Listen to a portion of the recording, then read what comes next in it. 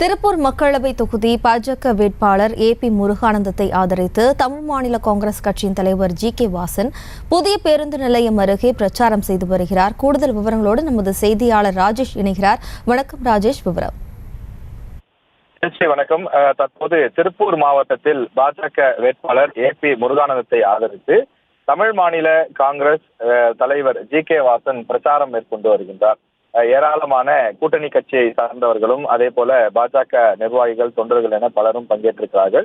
புதிய பேருந்து நிலையத்தில் இந்த தேர்தல் பிரச்சாரமானது நடைபெற்றுக் கொண்டிருக்கிறது. திருப்பூர் தொகுதியை பொறுத்தவரையிலே பாஜக வேட்பாளர் நேரடியாக களம் காண்கின்றார். ஏபி முருகானந்தம் அக்கட்சியினுடைய தேசிய துணைத் தலைவராக இருக்கக்கூடிய ஏபி முருகானந்தம் போட்டியிடக்கூடிய நிலையில் அவருக்கு தாமரை சின்னத்தில் வாக்களிக்க வேண்டும் என ஜி.கே. வாசன் பிரச்சாரம் செய்து கொண்டிருக்கிறார். குறிப்பாக கடந்த 10 ஆண்டு காலத்தில் பிரதமர் மோடி இந்திய அரசை தொடர்ந்து வலிமையான ஒரு பாரதமாக மாற்றி இருக்கின்றார் என்றும், அதே போல கேஸ் மானியம் உள்ளிட்ட பல்வேறு விஷயங்கள் கொடுக்கப்பட்டிருப்பதாகவும் அவர் இந்த பிரச்சாரத்திலே எடுத்து கூறி வருகின்றார்.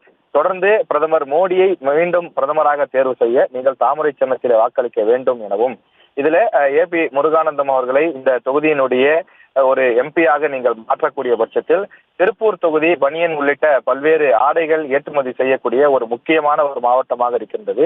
எனவே இந்த மாவட்டத்தினுடைய வளர்ச்சிக்கு அடித்தளமாக அவர் இருப்பார் என்று சொல்லி அவருக்கு ஆதரவாக பிரச்சாரத்தை மேற்கொண்டு வருகின்றார். திருப்பூரிலே இன்னும் தொழில் வளர்ச்சி காண வேண்டும் என்று சொன்னால் அதற்கு நீங்கள் பாஜகவை ஆதரிக்க வேண்டும். தொடர்ந்து மத்திய அரசு திருப்பூருக்கு பல்வேறு நலத்திட்டங்களை செய்து கொண்டிருக்கிறது. இன்னும் கூடுதலான ஒரு திட்டங்கள் செய்ய வேண்டுமானால் உங்கள் தொகுதியினுடைய எம்பியாக இவரை நீங்கள் தேர்வு செய்யுங்கள் என்று சொல்லி புதிய பேருந்து நிலையத்திலே ஜி.கே. வாசன் ஆதரவு திரட்டி வருகின்றார்.